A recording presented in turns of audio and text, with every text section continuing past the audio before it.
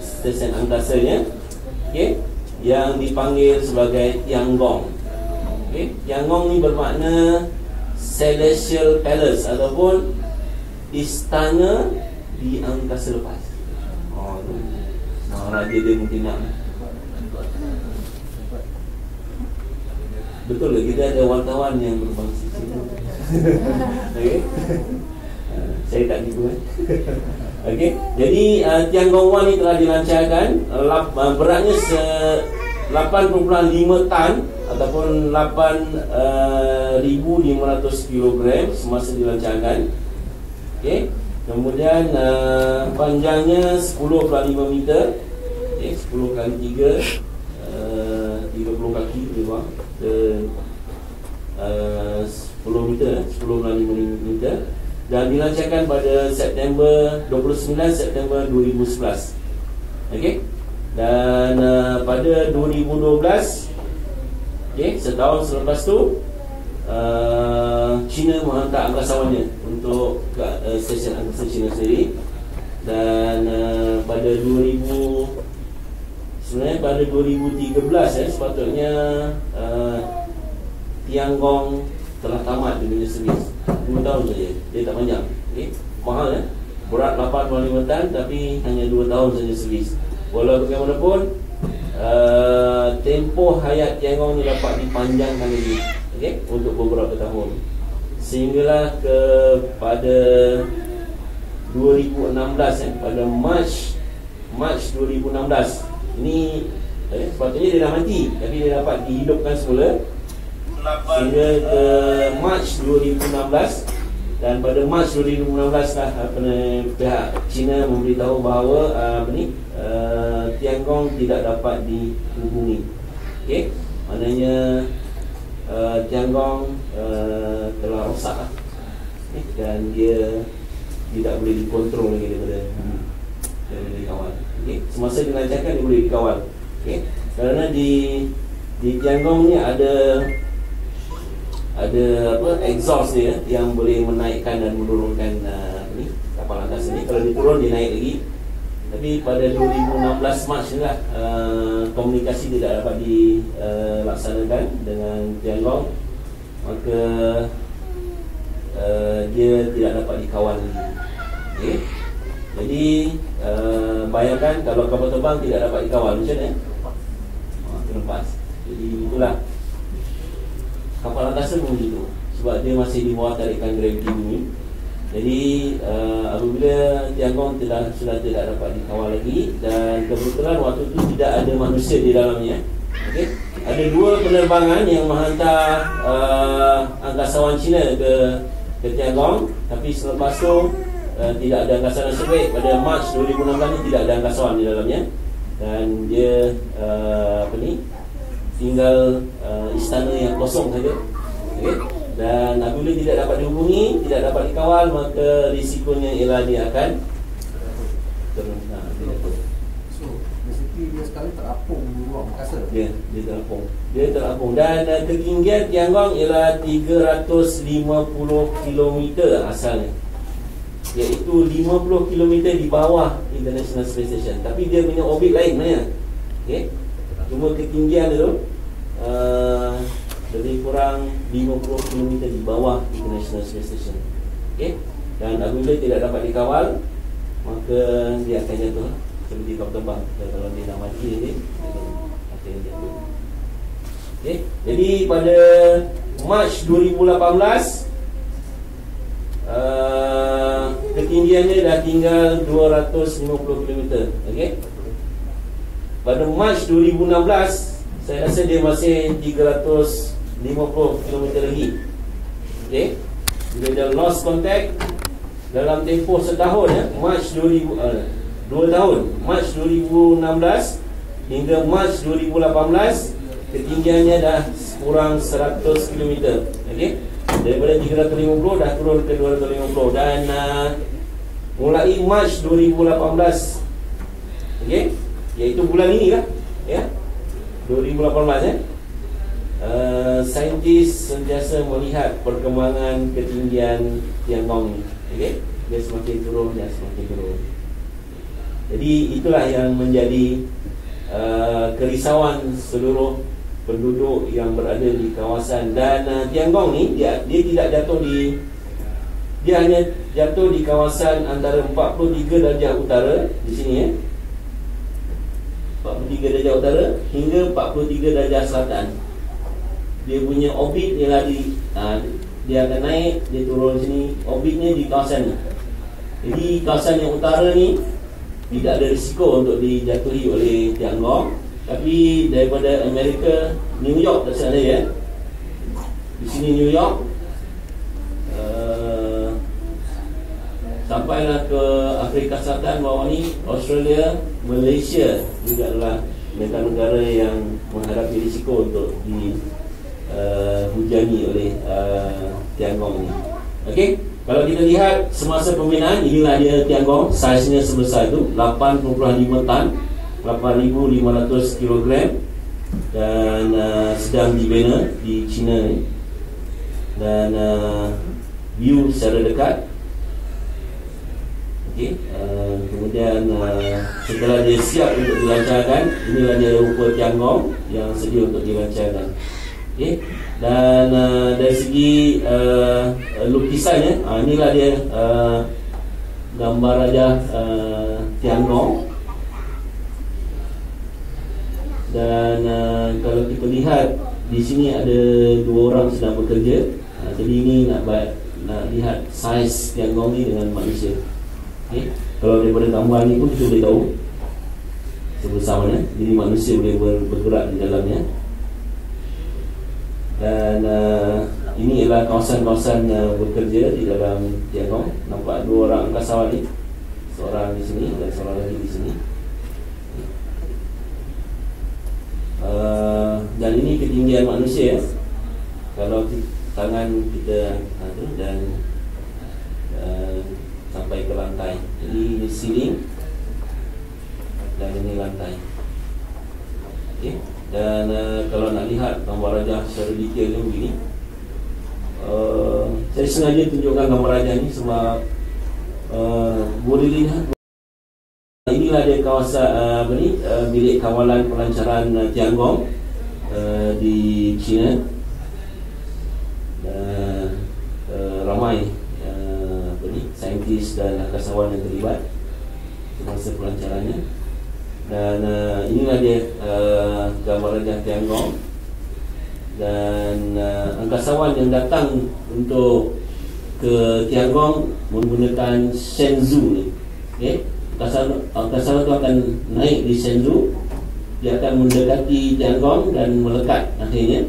Dan bila melekat di Shenzhou, di Tiangong, jadi angkasawan akan buka pintu di sini antaranya, dan dia akan masuk ke dalam Tiangong untuk membuat eksperimen dan video saintifik. Okay. Dan Tiangong ni dilancarkan menggunakan Long March launcher, roket milik kerajaan China di Jiuquan Satellite Launch Center, tengah-tengah ni, dekat dengan Mongolia. Tengah Mongolia. Dan saya difahamkan di situ sebenarnya ada penduduk, dan pernah juga roket dia jatuh di kawasan penduduk tapi China don't care. Dia kaya, dia boleh bayar insurans, dia boleh dia agak jauh lah dari tapi ada juga penempatan orang duduk di sini dan dia bukan di tepi laut, dia di tengah-tengah benua di sini. Dan risikonya ialah dia akan tertimpa ke negara-negara yang ada penduduk ni di sekelilingnya. Tapi itu menunjukkan confidence. Saintis mereka sangat confident kalau mereka akan buat pelancaran dengan risiko yang minimal. Dan dia jauh dari Beijing. Kalau kita lihat Beijing dengan Jiuquan ni jauh. Dan sebab negara China sangat besar. Inilah dia Tiangong semasa di angkasa lepas. Setelah dia dilepaskan, ada bulan di kanannya, ini bulan, di bawah ni bumi. Yang warna biru ni adalah atmosfera bumi, udara yang tersedut ni. Dan dia ketinggian udara daripada bumi ni ialah 100 km. Okey, ini lagi gambar Tiangong dan ini Shenzhou yang menghampiri Tiangong, dan mereka akan bercantum. Jadi angkasawan yang berada di Shenzhou akan mengawal kapal angkasa di belakang. Dia follow dan dia akan gunakan dia punya roket di belakang ni kecil. Dia akan laju, dia akan melekat dengan Tiangong. Di sini ada pintu, mereka akan buka dan angkasawan akan masuk. Okey, jadi ini apabila Shenzhou telah melekat kepada Tiangong. Jadi angkasawan daripada Shenzhou ni akan masuk ke dalam Tiangong. Okey, mungkin ada yang tanya, siapa yang tengah gambar ni? Okey, ada kapal angkasa lain yang berdekatan akan cuba mereka akan sentiasa mengambil peluang untuk mengambil gambar kapal angkasa yang dekat. Okey, dan ni bagaimana Tiangong angkasawan bergerak di dalam ini Shenzhou. Di sini dia punya pintu dan angkasawan daripada Shenzhou ni dia akan terbang. Di sana tidak merangkak. Dia akan selepas semua orang jadi Superman dan Supergirl. Jadi wanita paling suka ke angkasa lepas sebenarnya, sebab di angkasa lepas wanita dan lelaki akan sama-sama kuat. Semua akan jadi Superman dan Supergirl. Semua boleh angkat benda berat dan sebagainya. Jadi di bumi lain lelaki biasa agak berat, tapi di angkasa lepas sama saja, lelaki atau wanita. Jadi angkasawan ni duduk mulanya, dia dilancarkan dan mereka akan terbang seperti Superman terbang. Mereka bergerak di sini. Dia tak jalan, buat terapung semua. Dia akan tolak apa-apa yang ada di dinding, kecuali dia tak tendang Swiss yang blackout kan. Dia akan tenang tempat yang dia boleh terbang. Mereka terapung dan mereka masuk ke dalam Tiangong.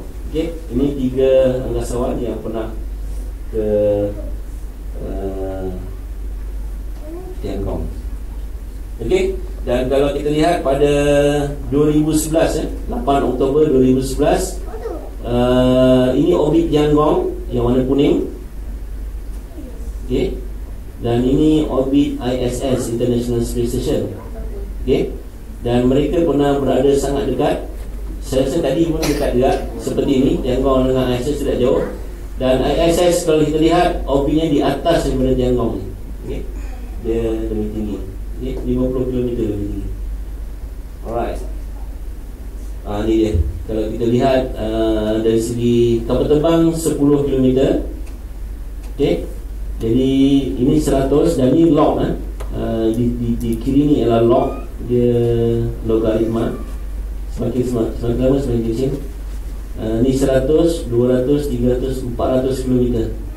ISS berada pada ketinggian 400 km. Dan kapal terbang berada 10 km. Dan Tiangong di bawahnya, lebih kurang 50 km di bawah daripada ISS ketinggian. Kalau ikut ketinggian lah. Dan kalau kita lihat atmosfera bumi yang warna biru ni, udara yang tersedut ni, ialah sampai ke 100 km. Jadi di atas daripada 100 km kita boleh hantar satelit. 100 km sini ke Seremban. Jadi kalau ada tiang kayu tinggi kan, dia boleh sampai ke satelit. Dan mungkin kalau terbang boleh terlanggar. Tapi gravity sampai mana? Gravity sampai ke bulan. Jadi bumi, tarikan bumi, dia tarik bulan ni. Bulan tak boleh lepas daripada bumi. Bulan sentiasa terikat dengan bumi. Tapi gravity paling kuat di sini. Dan dia semakin lama sebab gravity bergantung kepada jisim satu benda tu. Bulan ni jisim dia besar, jadi tarikan dia akan rasa tarikan yang kuat. Kalau kita kecil, tarikan tu tak berapa kuat. Jadi semakin jauh kita akan semakin kehilangan rasa gravity. Tapi bulan dia tak hilang sebab dia besar. Jadi kalau kita lihat formula gravity bergantung kepada jisim objek yang kita lancarkan ataupun yang kita tarik. Okey, jadi International Space Station di sini dan Tiangong ini tidak ikut skala. Mereka tak berlanggar sebenarnya. Alright, jadi yang menjadi kerisauan ialah di sini sebenarnya. Apabila Tiangong semakin turun dan kesukaran untuk predik ataupun menjangkakan bila Tiangong akan pecah dan dipanggil re-entry, masuk semula ke dalam atmosfera bumi ni, ialah sebenarnya udara ni, atmosfera ni, dia mengembang dan menguncur. Kalau kita belajar sains, gas ni dia mengembang. Kalau tayar kereta kita biar tengah panas, dia kembang. Jadi kalau udara ni kena sinaran matahari yang lebih ataupun ada sinaran tenaga lebih, dia akan mengembang. Jadi dia akan tinggi, mungkin lebih 100 km dan mungkin dekat dengan stesen angkasa. Okay? Jadi satelit yang berada di dekat dengan atmosfera bumi ni, kebanyakannya adalah satelit untuk mengintip. Dia tak perlu tinggi-tinggi. Kalau nak mengintip, satelit kena rendah. Sebab letak ni tak nampak. Okay? Satelit pengintip biasanya dia akan berada 100 km di sini saja. Okay? Dan dia tak akan lama sebab dia dekat dengan atmosfera bumi ni. Jadi kalau atmosfera tu mengembang, satelit tu akan bergeser dengan atmosfera dan dia akan terbakar. Okay? Jadi satelit pengintip biasanya dia sekejap saja berada di 100 km ni, sebab dia ada risiko untuk bergeser dengan udara di sini. Okay? Jadi Tiangong daripada 350 sekarang dah 200 dan sekarang ni ada 150 saya rasa, dah sangat hampir dengan atmosfera ni. Cuma kita tak tahu bila dia, kalau ikut prediction kita akan ada. Okey, ini ialah gambar yang ditangkap oleh Philip Smith. Philip Smith saya rasa seorang amateur astronomer, dan dia berjaya mengambil gambar International Space Station yang tak berapa jauh daripada Tiangong. Okay, jadi kepada siapa yang minat dengan astrofotografi, ini juga satu bidang yang menarik, sebab anda sebenarnya boleh meninjau kapal-kapal angkasa yang berada di angkasa lepas. Okay? Ini Philip Smith pada 2015. Okay? Dia di New York, USA. Alright, jadi cerita tentang Tiangong Chinese Space Station akan crash ke bumi mula tersebar lebih kurang dalam inilah apabila bulan Oktober ataupun bulan September pihak China mengisytiharkan bahawa mereka tidak lagi dapat menghubungi Tiangong. Okay? Jadi dia tidak dapat tentang Space Shuttle. Okay? Akan ada di hujung selama masa. Jadi jangan buat mana. Boleh saya tanya soalan? Ya, boleh. Anak tanya boleh. Okay, saintis China lah, mereka cipta spaceship je lah, ataupun dia space station. Space station. Tetapi dia tidak menjangkakan jangka hayat sistem tu. Dia menjangka. Tiangong sebenarnya untuk 2 tahun saja. Lifetime dia. Ini mahal belanja, tapi 2 tahun saja. 2011 sampai 2016. 2011 dia jangka akan mati 2013. Tetapi sampai 2016. Saintis sebenarnya macam ni, bila dia hantar kapal angkasa, kebanyakan saintis dia punya gila lah, macam gila Formula 1 ke, gila bola ni kan. Bila dia hantar satelit ke angkasa lepas, dia akan cuba hidupkan selama mungkin. Itu adalah kegilaan saintis. Dengan bateri yang biasa ni kan, dengan apa saja yang masuk dalam satelit tu, dia akan cuba supaya satelit tu hidup selama-lamanya kalau boleh. Apa teknik pun dia nak akan jimatkan sebenarnya. Masalah mitigation, bila sesuatu failure, apa mitigation? Okay. Itu yang tak dimasukkan. Okey, betul. Seperti yang Encik nyatakan tadi. Sebenarnya ada guideline antarabangsa untuk semua satelit yang dilancarkan. Mesti ada mitigation plan sekiranya dia mati. Tapi saya rasa macam ni, pihak China, saya pun tak pasti, mungkin ada kesilapan. Apabila dia dia lancar pada 2011 kan, dia berusaha untuk memanjangkan lifetime ataupun umur Tiangong ni. Bila sampai 2013 dia berjaya. Wah, hidup lagi dia. Boleh hidup lagi mah. 2 tahun lagi. 2 tahun lagi. 2 tahun lagi sampai 2013, 2015 hidup lagi. Oh, itu satu kejayaan bagi mereka lah. Tapi sebenarnya saya rasa mereka tak sangka dia akan habis dari 2016 Mac tu. Dia rasa boleh lama lagi. Tak, 2016 dia mati. So it's like try and error. Sepatutnya 2013 tu, bila dia dah nak mati, dia akan ada prosedur untuk jatuhkan, dikawal. Saya akan tunjukkan video macam mana kapal angkasa ni dikawal. Tapi nampaknya kegembiraan dia berdapat menghidupkan tu, akhirnya dia terperangkap dengan satu situasi dia tak boleh kawal lagi. Bila tak boleh kawal, jadi maknanya kejatuhan Tiangong tu ialah sebenarnya ialah satu benda yang dikuatiri lah. Walau bagaimanapun semasa Tiangong ini direka, saintis akhirnya dapat menganalisis dan China sangat confident bahawa keseluruhan Tiangong sebenarnya akan berderai. Itu dia punya confident, dia menjamin semuanya. Tapi ada juga expert daripada Europe dan daripada US yang mengatakan ada yang boleh survive lagi. Jadi terdapat dua pandangan di sini. Itu yang mencelarutkan keadaan. Okay? Dari pihak China, mereka mengeluarkan kenyataan bahawa semuanya akan survive habis. Okay? Itu ada dia punya hujah. Saya akan bertanya lepas ni. Dan ada juga pihak yang mengatakan tak semua ada lagi yang boleh sampai bumi. Okay? Jadi ini dua pandangan inilah yang menjadi pertempatan sehingga hari ini. Kalau kita lihat ya, International Space Station dia masih berada di orbit. Okey, mungkin pihak China sendiri sebenarnya membuat kenyataan tersebut berdasarkan kepada pengalaman dan pengiraan yang mereka lakukan. Okay. Kalau kita lihat Space Station Mir, Mir Space Station, mungkin generasi muda tak pernah dengar, tapi generasi yang saya pernah dengar ada stesen angkasa Rusia punya Mir. Dia dijatuhkan dengan secara dikawal. Okay. Dan dijatuhkan di Pasifik Selatan, di lautan Pasifik. Okay. Saya ada video dia nanti.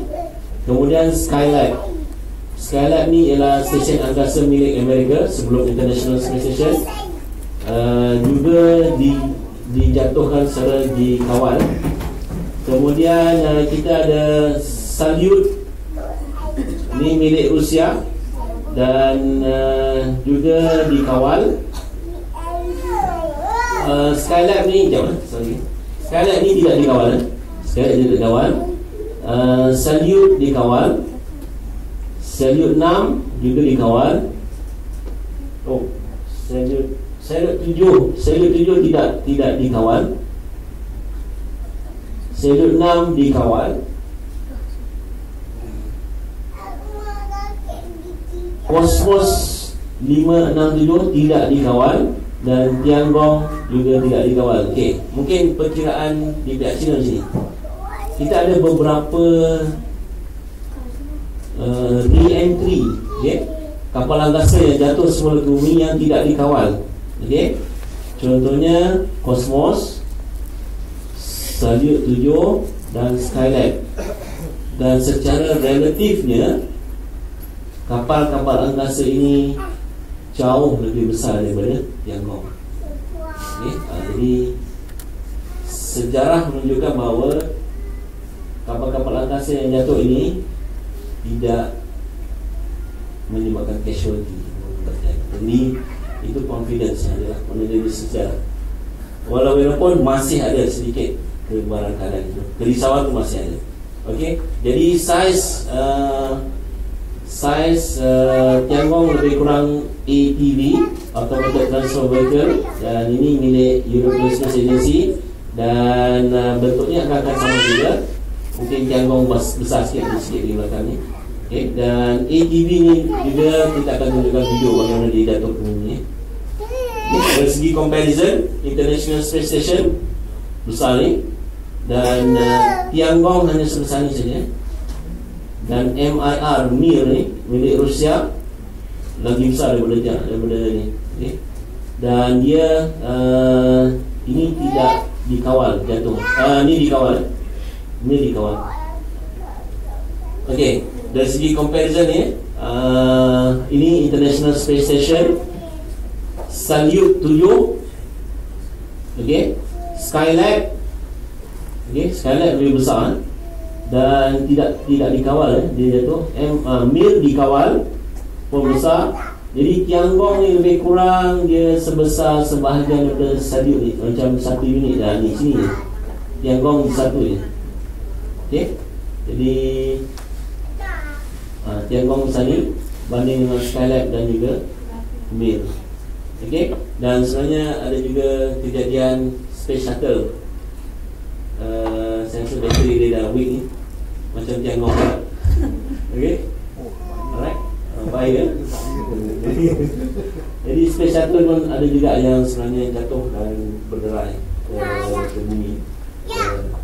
Jadi kita akan tunjukkan videonya semua ni. Dan ini adalah gambar terkini Tiangong yang diambil oleh Fraunhofer. Okay. Dan Fraunhofer ada kerjasama dengan Kementerian Sains, Teknologi, Inovasi. Saya tak tahu bidang apa, tapi mereka dapat mengambil gambar. Saya rasa ni guna radio frekuensi, radar. Saya rasa radar. Dan itulah dia gambar terkini Tiangong yang sedang menuju ke bumi. Betul. Fraunhofer ni di Jerman. Dan soalan sebenarnya lah, where is it now? Sekarang ni Tiangong ni mana sekarang sebenarnya? Okey. Dan seluruh dunia sebenarnya sedang memerhatikan Tiangong. Okey. Dan di mana Tiangong sekarang ni, kita boleh lihat. Okey. Inilah orbit Tiangong yang kita lihat kepada siapa yang berminat nak mengikuti di mana Tiangong berada ataupun mana-mana kapal angkasa lain, boleh ke Heavens Above. Di Heavens Above ni lah kebanyakan satellite stesen angkasa ditunjukkan kedudukannya. Okey. Jadi Tiangong sekarang ni berada di atas Turki, saya rasa, antara Afrika dan Turki. Di sini. Kita lihat ni. Okey, dan Heavens Above ni akan sentiasa memberitahu kedudukan terkini. Okey, secara matematik, mereka menggunakan matematik. Okey, walaupun ada kaedah lain sebenarnya untuk mengetahui di mana kedudukan Tiangong. Jadi untuk mengikuti, tolong ke Heavens Above, anda boleh tahu di mana Tiangong berada. Kalau gambar Tiangong tu dah tak ada, dia dah terkubur lah dan jatuh ke bumi. Okay, cuma okay. Next question ialah my question ialah, station tu kalau jatuh, dia jatuh betul-betul straight ke atau dia ada jatuh a few angle atau macam mana? Dia ada angle. Dia tak jatuh gebuk. Sebab dia seperti kapal terbang ni, dia ada kelajuan yang mendatar. Benda yang sedang bergerak mendatar, dia tak jatuh, dia akan trajectory. Jadi dan dia bila dia masuk re-entry tu dan bersepai, dia akan jatuh sejauh 2000 km kalau dia jatuh. Wow. Cuma tak tahu sekarang di mana ni. Okay. Jadi persoalannya ialah, where is it now? Okay, kita boleh tengok di Heavens Above. Dan when will it crash? Itu juga satu soalan. Dan kalau kita boleh lihat di Aerospace Corporation, boleh type dekat internet, atau di internet, boleh pergi ke Aerospace Corporation punya website. Saya rasa elok type Aerospace Corporation Tiangong 1. Dia akan pergi ke website yang akan menunjukkan data-data tentang re-entry Tiangong yang terkini, dan ini tidak menggunakan matematik. Okay? Dia ada matematik ya. Tetapi sebenarnya data yang diperolehi ya, kalau kita lihat masa pada now in hours ya, kedudukan altitude ataupun ketinggian Tiangong ni diperhatikan. Okey.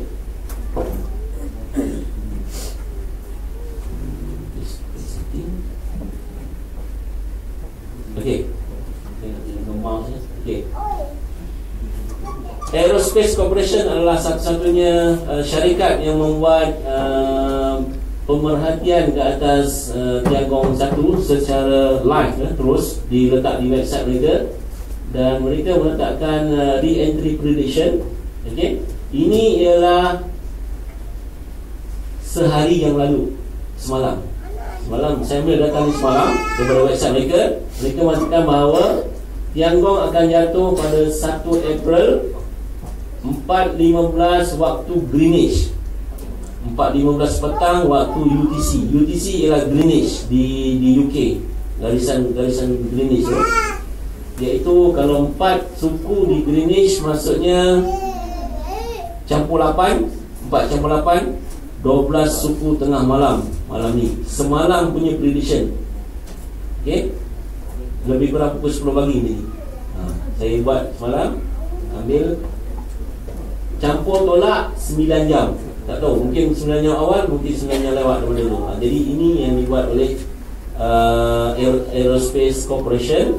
Dan mereka, kalau kita lihat dia punya ketinggian ni semakin lama semakin menurun, semakin menurun, lagi turun. Okey, daripada 170. Kenapa ada yang tinggi ni? Sebab Tiangong ni bila mengelilingi bumi, ada ketika dia sangat dekat dengan permukaan bumi, ada ketika dia jauh, dia balik ellipse.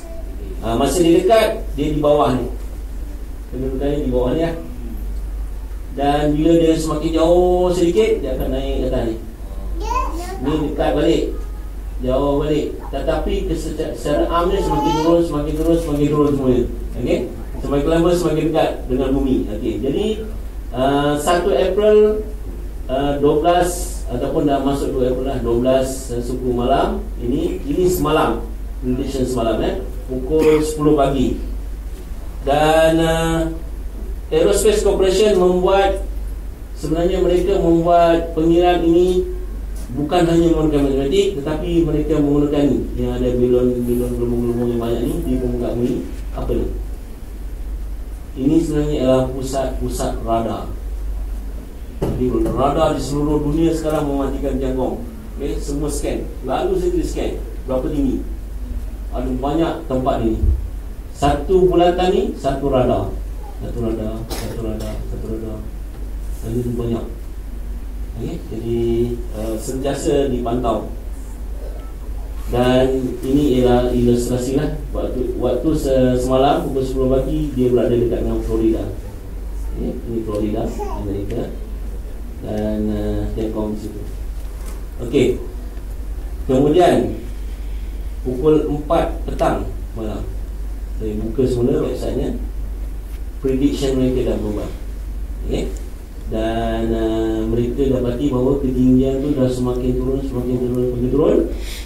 Okey. Iaitu 150 km saja tinggal. Okey. Daripada 170 pada awal pagi, 10 pagi, 4 petang dah 150. Berapa kilometer tu?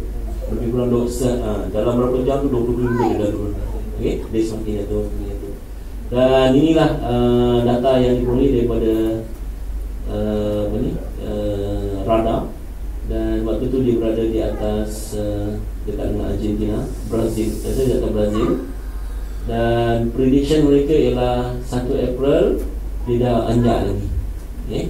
23, 30, maknanya 11 tengah malam 1 April waktu Greenwich.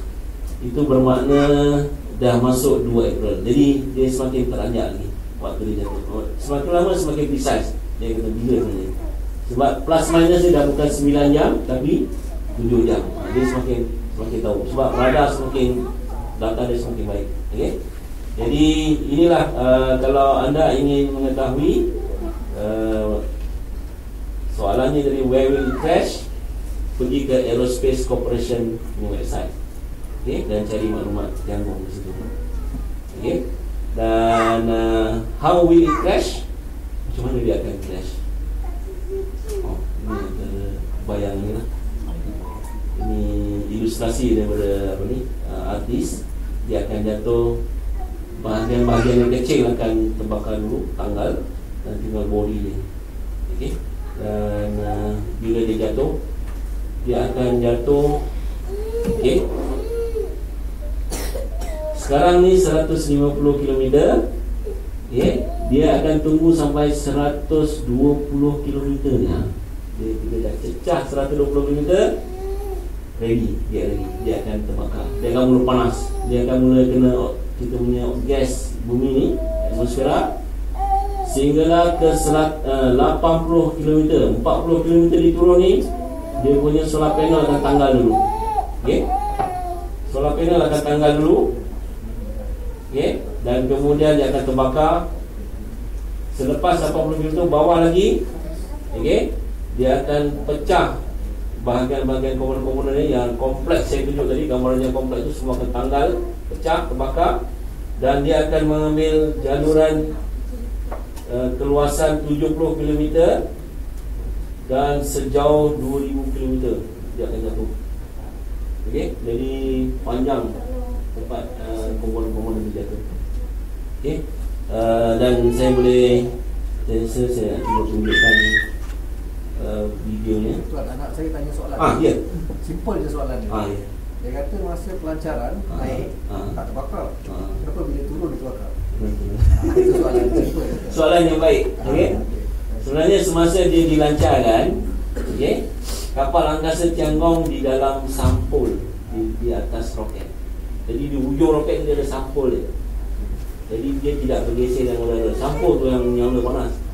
Okey. Sampul tahan panas lah. Sampul tu tahan panas. Jadi dia ada bekas dia. Semasa naik dia ada bekas, tapi bila dah sampai atas bekas tu buka. Sekarang bila dia turun, dia akan berisiko terbakar. Good, soalan yang baik. Memang ada banyak persoalan ya. Okay. Saya cuba tunjukkan bagaimana dia jatuh ya. Where is it now?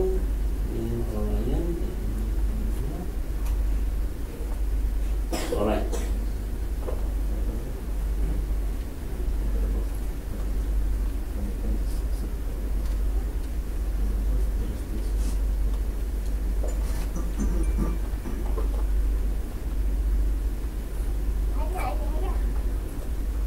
Ini video yang disediakan oleh Aerospace Corporation.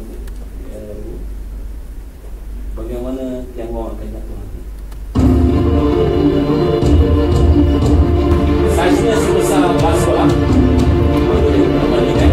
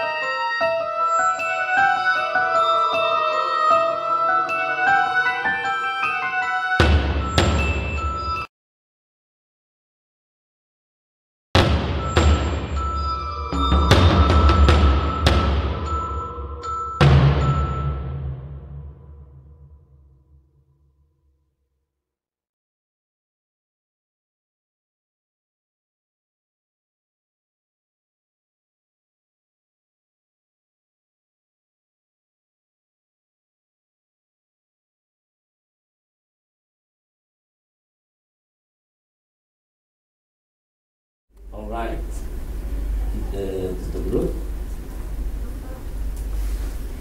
Okay, next question ialah where will it crash?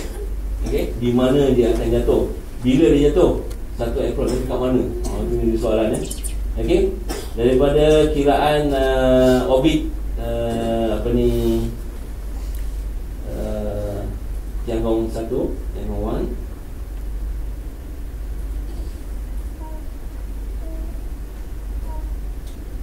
Okay, kemungkinan untuk dia jatuh ialah antara kuning dengan kuning tu, di kawasan hijau ni semua. Antara kuning campur dengan hijau tu.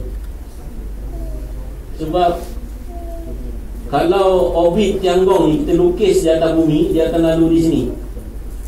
Sini naik, lepas tu dia turun. Okey. Jadi di kawasan hijau ni lah yang berkemungkinan untuk Tiangong ni jatuh. Cuma tak tahu sekarang di mana. Okey. Dan kawasan tu sangat luas. Walaupun bumi sebenarnya kebanyakannya adalah laut Jadi kemungkinan untuk dia jatuh sebab 70% adalah kawasan ocean. Kalau di sini Pacificnya, Pacific Ring uprising. Okey.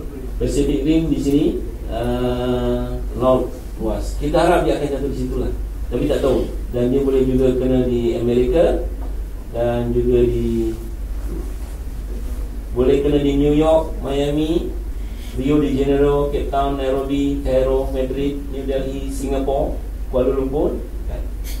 Jadi semuanya ke Hong Kong, Tokyo, Beijing, iaitu antara 43 darjah utara hingga 43 darjah selatan. Okay? Di sinilah kawasan dia akan impact. Cuma kita tak tahu di mana. Dan casualty ataupun kematian ada tak? Okay? Jadi sama ada dia ada kematian atau tidak, mungkin kita tengok video dulu. Beberapa hempasan ataupun re-entry yang lain. Okey, kita mungkin lihat video ini. Di European Space Agency ada pakar-pakar yang sentiasa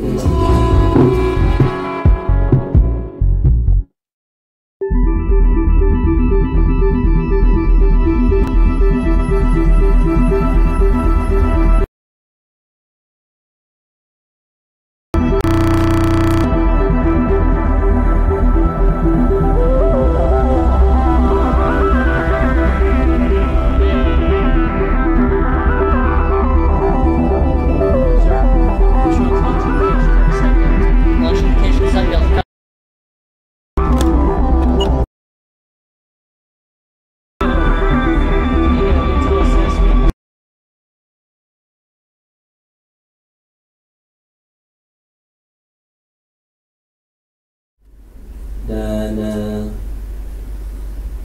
sebenarnya tentera ni bertugas dia di dalam bilik ini kontrol room. So mungkin dia tak tahu di mana lokasinya, dan mereka memerhatikan semua objek yang berada di angkasa lepas. Kapal terbang pun semua dia tahu. Kalau Malaysia di mana? Kalau di ruang udara kita? Kalau di ruang udara kita maksudnya mana? Siapa yang memantau? Mereka pantau juga seluruh dunia. Mereka pantau. Ya. Kita kena tanya Mindef, dia rahsia. Saya rasa itu yang kapal terbang nak lalu kan. Pesawat kita dah declare. Itu ialah Air Force Malaysia. Cuma tak tahu di mana office. Mereka ada tempat di sini, Air Force Malaysia. Dan ni di US. Dan ni semua satelit mereka control. US Surveillance Network. Dan kita pernah melancarkan satelit. Malaysia 2 satelit yang kita dah lancar, Tiongsak 1 dan Tiongsak 1 dan Razak 1. Okey. Saya ingat masa Tiongsak dilancarkan. Okey. Kalau kita tengok video ni macam mana US mengawal semua lalu lintas angkasa lepas ni. Semasa Tiongsak dilancarkan, kita lancar dengan Rusia, roket Rusia lancarkan kita punya satelit Tiongsak. Saya rasa 1 jam selepas pelancaran, pejabat kami di Banting Pusat Angkasa Negara mendapat panggilan daripada US Surveillance Network. Mungkin lelaki ni Mungkin dia tuan. Dia kata, are you from National Space Agency? Orang saya, yes. Seorang pengarah di sana memanggil panggilan tu. Are you launching anything? Yes. Awak lancar tak apa-apa? Okay, thank you. Itu dia. Recall untuk confirmkan. Malaysia kata ya. Sebenarnya mereka dah tahu. Dia akan tandakan X. Objek yang dia lancar nak selepas tu, mereka dah dapat guna radar, dia akan tandakan X. Bila Malaysia kata yes, baru dia buka dia punya file, dia letak nombor tulisan. Jadi mereka tahu benda tu dia ada. Dan dia pun nak beritahu Malaysia, saya tahu. Itu secara psikologi. Dia tahu betul. Okay. Jadi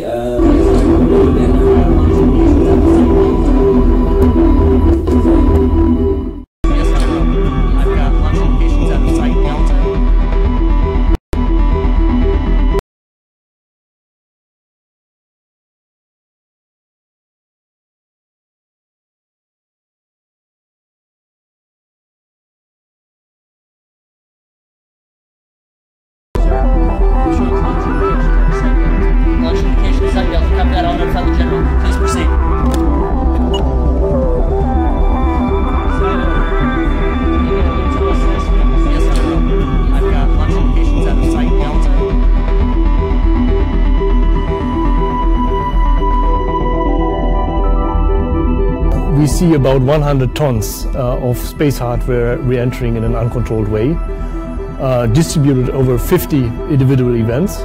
So roughly you can say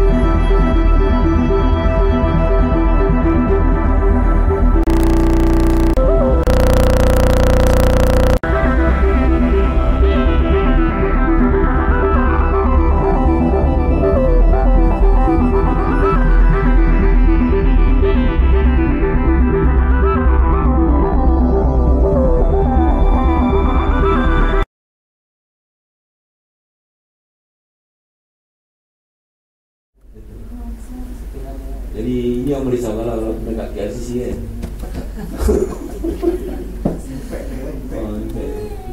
Okay.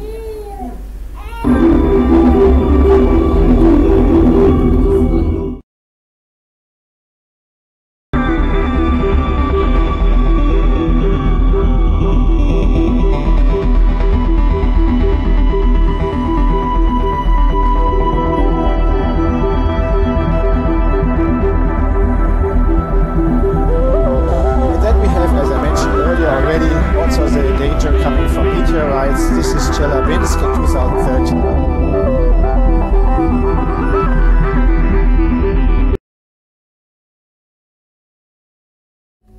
Ini ialah ada asteroid yang jatuh di Rusia. Also the danger coming from meteorites. This is Chelyabinsk in 2013. Also the danger coming from meteorites. This is Chelyabinsk in 2013.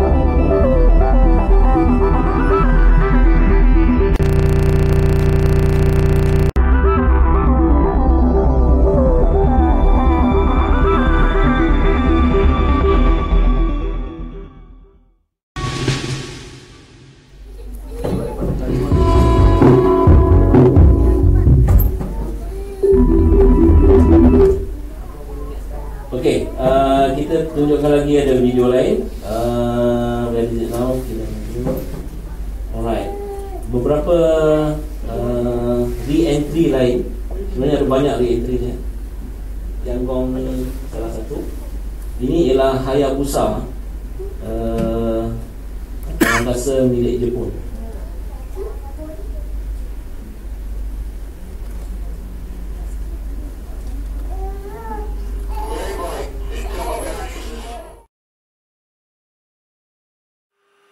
Very bright. Income of Berenices. It's very bright. still left in coma. Bus breakup. Nice flashes. Oh, wow. Down lower right, lower right. Peak heating. Looks like lower right. Acceleration.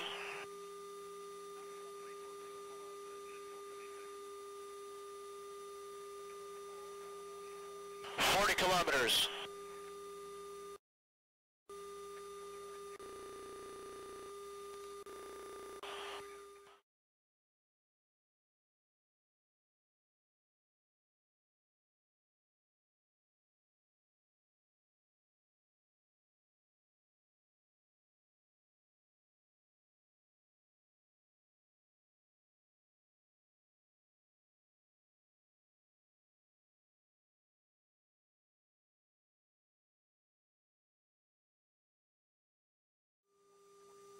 Affirmative, we have spectrum lines. HDTV has acquired. Frog headed, but it's out of the window. Please confirm.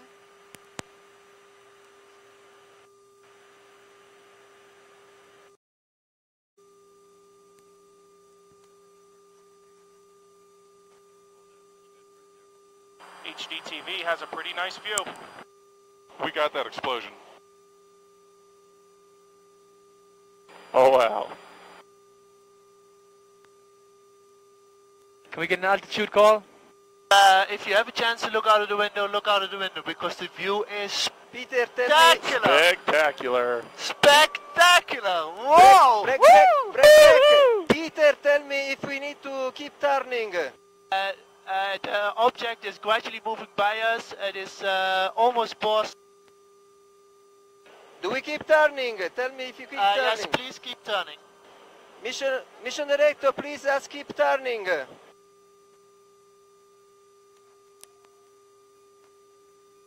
Go ahead. And they'd like to keep turning to follow the debris field here. Okay, keeping the turn. Welcome. Any new heading? No, I did not have a new heading. Okay.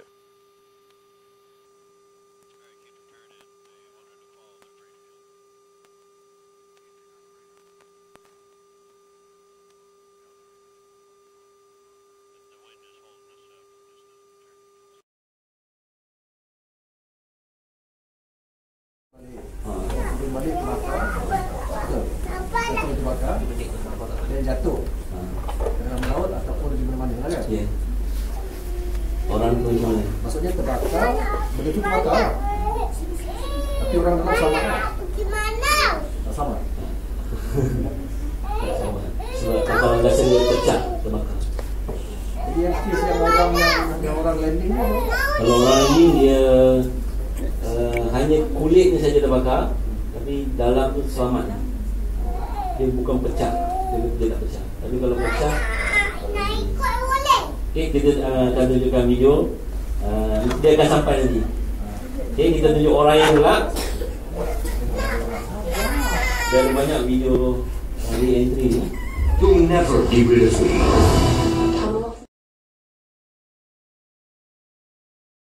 You'll never be rid of me.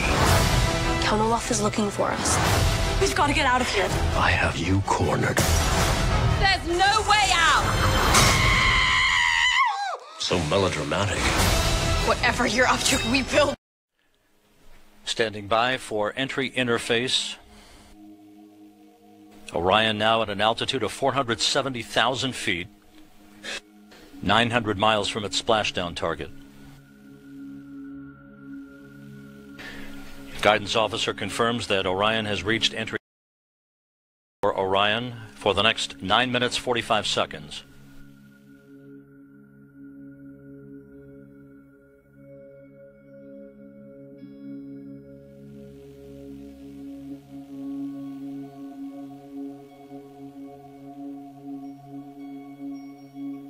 And as expected, we had loss of telemetry as we enter this brief. At the time of the blackout, the flight dynamics officer reported that all of Orion's systems looked perfect.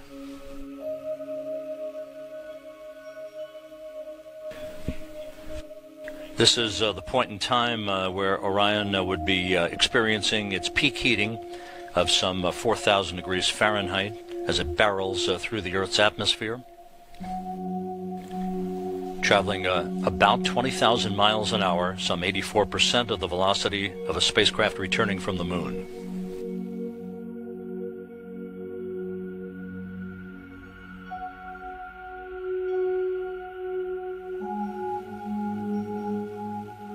We're 4 minutes away from the jettison of the forward bay cover at the very top of the spacecraft that will begin the chute deployment sequence.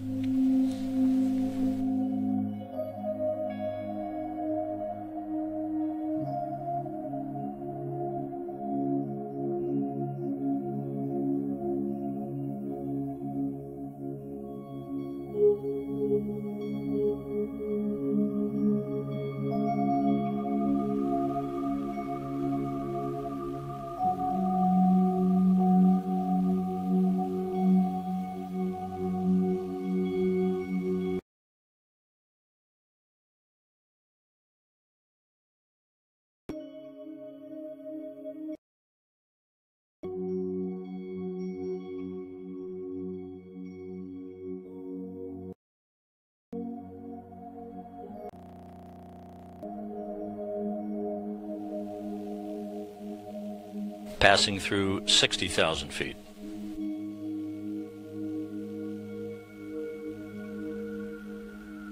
Orion has gone subsonic.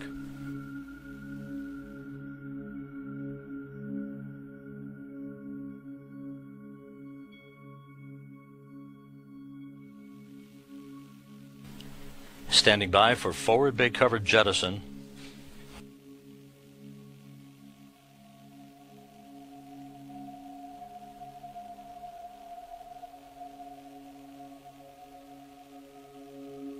$35,000 feet.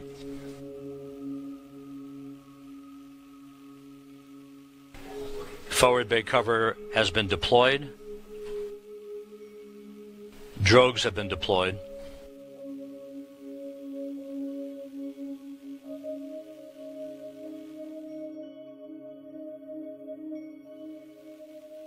This view from the Icana unpiloted airborne vehicle over the Pacific Ocean, over the splashdown zone. 15,000 feet until splashdown.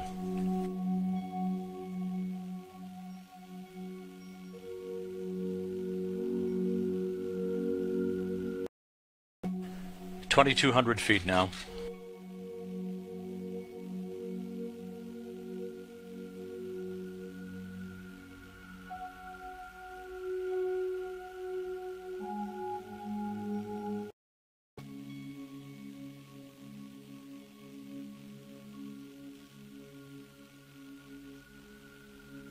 Just a few hundred feet until splashdown.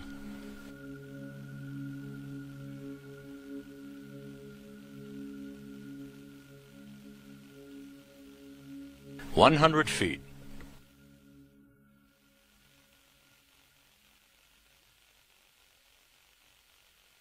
We have splashdown. Splashdown confirmed at 10:29 a.m. Central Time. Orion is back on Earth. America has driven a golden spike as it crosses a bridge into the future. Stesen Angkasa Mir milik Rusia. Hello. Who is this man? That's how off in the sky. It is? Yes. You're in grave danger. Who's gonna get out of here? You're in grave danger. Who's got to get out of here?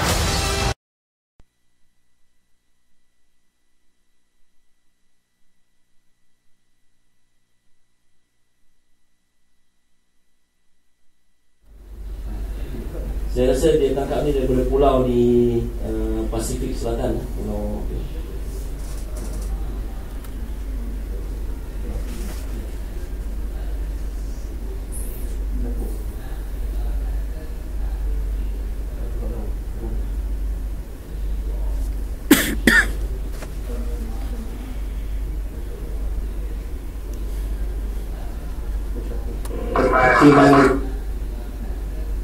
Kita ada satu lagi video bahagian Yang ini lebih kepada computer simulation.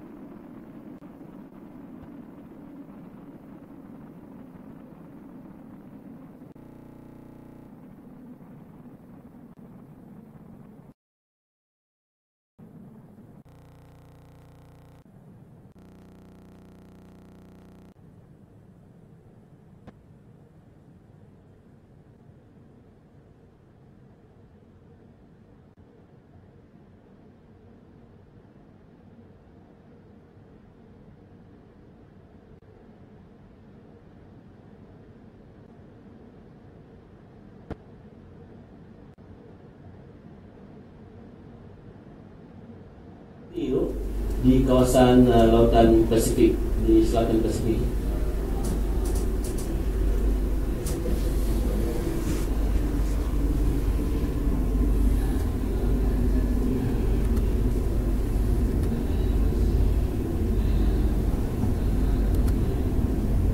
Okey, 100 mil.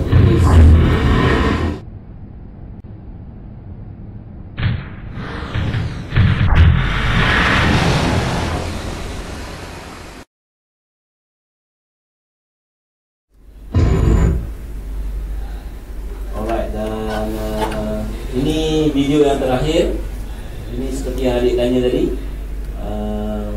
Orion jatuh, angkasawan boleh tengok api di dalamnya. Tetapi pada 2003 Februari, kapal angkasa Columbia Space Shuttle telah meletup semasa penggunaan. Jadi ini adalah video terakhir sebelum mereka berkecai di angkasa lepas.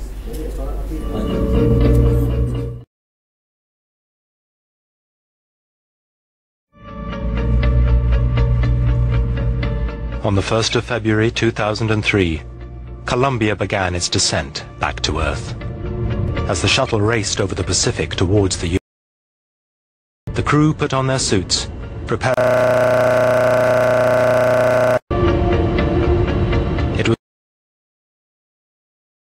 And these are pictures of their last moments alive.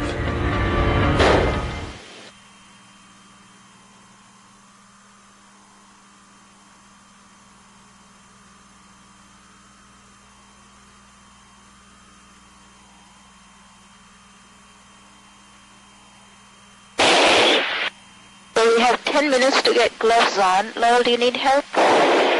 Think I'm... Okay. After you get...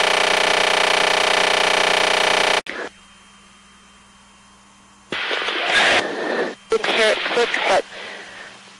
Looks...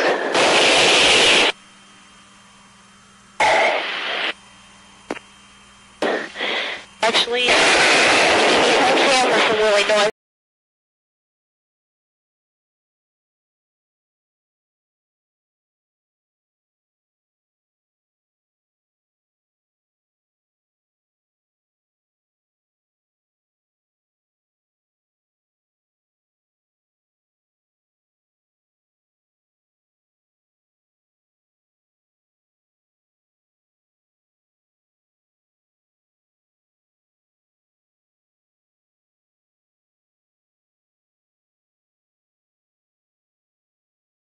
Done. Okay. Can I give this to you? I don't have that bag anymore. Okay, then don't worry. I can gray tape it up here if you want. That's a good idea. Are you ready for the camera, Laura, you said? 1 minute. Okay, no rush. Got plenty of time.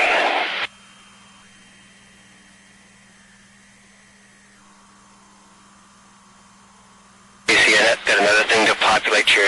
Alright. I got it, Willie.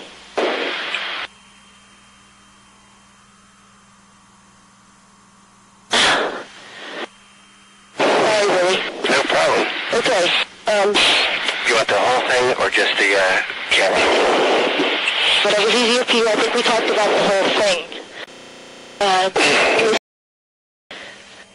Yeah, the whole thing, because I'm going to give it back to you, right? No, you're not. You go plug in that one. I'm sorry. We talked about. Yeah. Okay. 2 minutes to enter in place.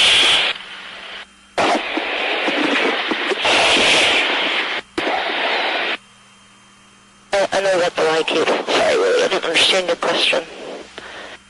You only want the camera back, right? I do not want the camera back. He's got one minute. Okay. Yep. Replug. Replug, that's all you gotta do.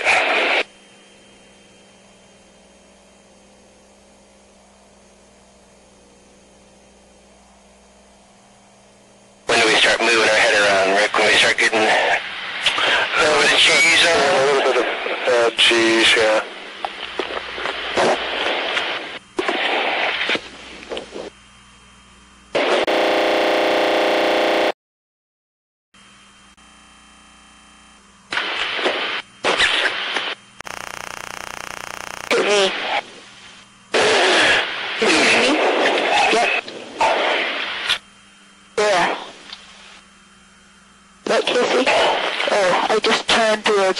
See what you have there.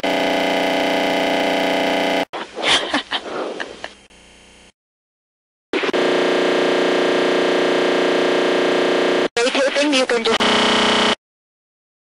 That's 6.5. Okay, I am going to have to give this to Laura when she's done. I was going to say to...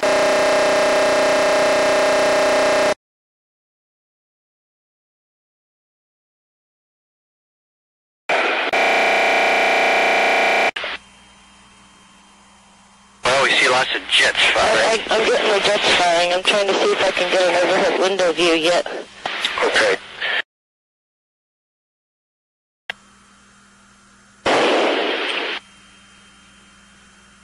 See here. Look at that. Yep, we're getting some G. Let go of the car and it falls. I got a bit slip here on the XL now. Yep. Alright, we're at 100th of a G.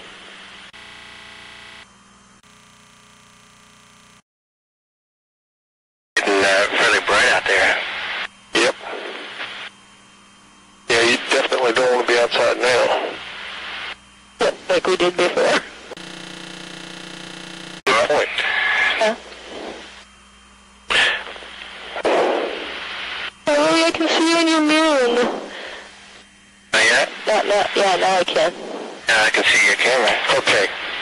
Okay, stop playing. Okay, 2210. 1052 is what we were looking for.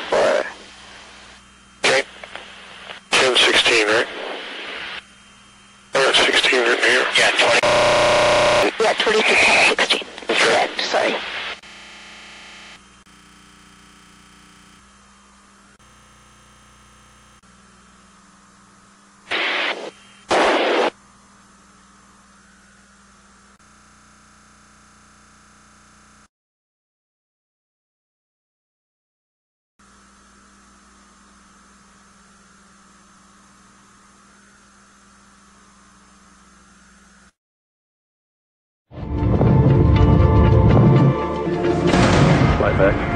Go ahead, Max.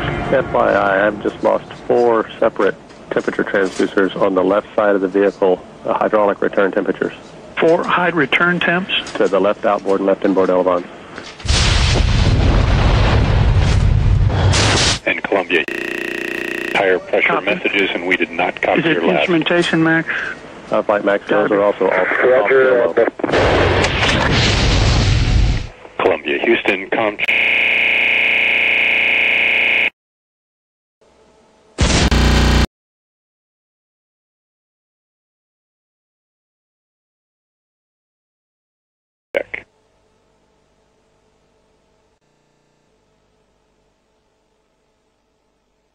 GC flight. GC flight.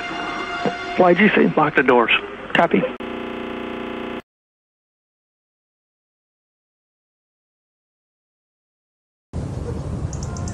"38 miles above ground, the space shuttle had exploded.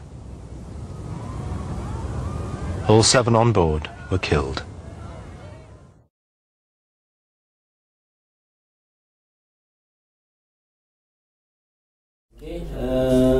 Ini tadi kita lihat kamera di bumi yang meraskan.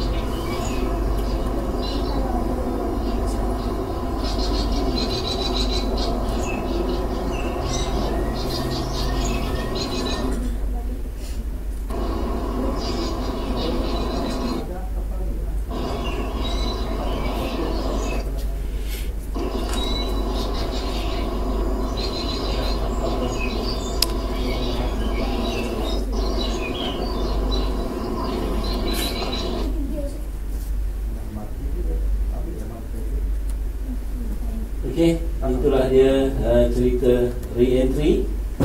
Dan saya dah tunjukkan semua video dan kita kembali ke kita. Jadi casualty, ada tak yang terbunuh, ada tak yang mati. Okey, jadi setakat ni kita masih belum ada mendapat sebarang report mengenai ada manusia yang mati kerana terkena serpihan ya. Dan ni contohnya besar juga ni, kalau kena mungkin boleh mati kan, tapi tak kena lah, belum kena lagi. Di South Africa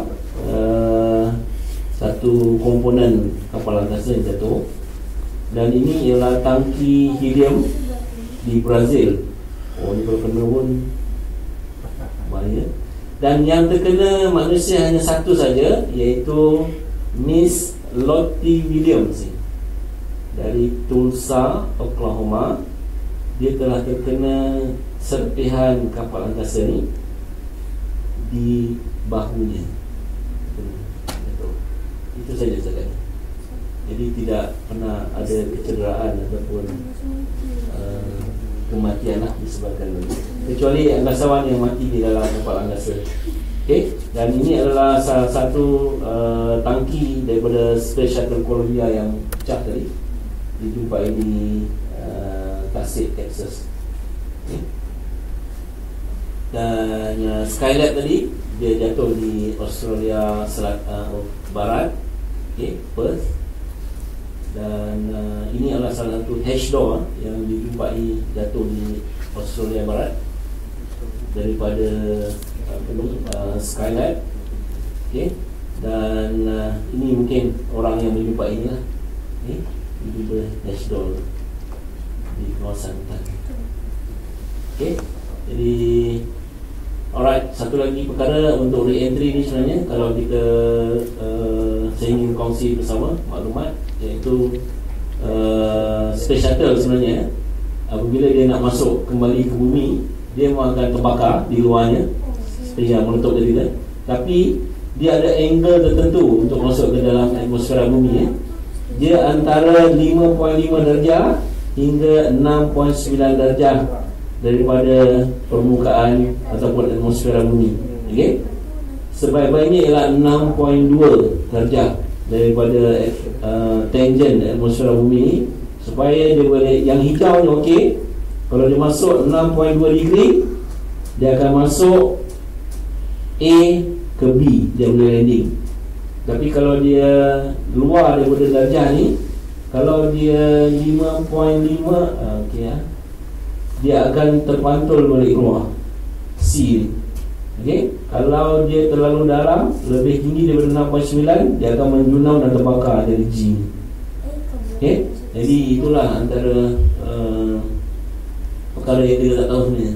Space ini geseran dia apa? Geseran yang paling kurang lah dia at certain degree ni. Exit angle tu betul lah. Dah masuk. Bila nak masuk tu dia kena betul angle. Kalau dia terlalu rendah, dia akan bounce. Jadi angkasawan dia kena tahu berapa degree dia kena masuk dan kena mahir. Kalau tak, dia tak masuk bumi. Bukan mudah nak masuk bumi. Ni knowledge yang kita tak tahu. Bila dia tengok re-entry, kalau dia terlalu menjunam, kalau dia terlalu menjunam, dia akan terbakar habis. Macam apa ni, Tiangong satu ni. Jadi itulah, saya rasa itu saja persembahan daripada saya. Diharap dapat memberi manfaat dan dapat ilmu yang kita boleh kongsi. Okey, kalau ada apa-apa soalan lagi, nak tanya Puan. Kita dah pernah pergi ke astronot, dah pernah pergi ke astronot. Pakcik tak pergi. Pakcik pilih astronot sini. Okay, so I think Media Prima boleh ambil dari YouTube video-video yang menarik tadi, boleh ni untuk jadi sebagai bahan. So dari segi, okay, alright, ini satu perkara yang menarik ialah sekarang kita pergi balik dekat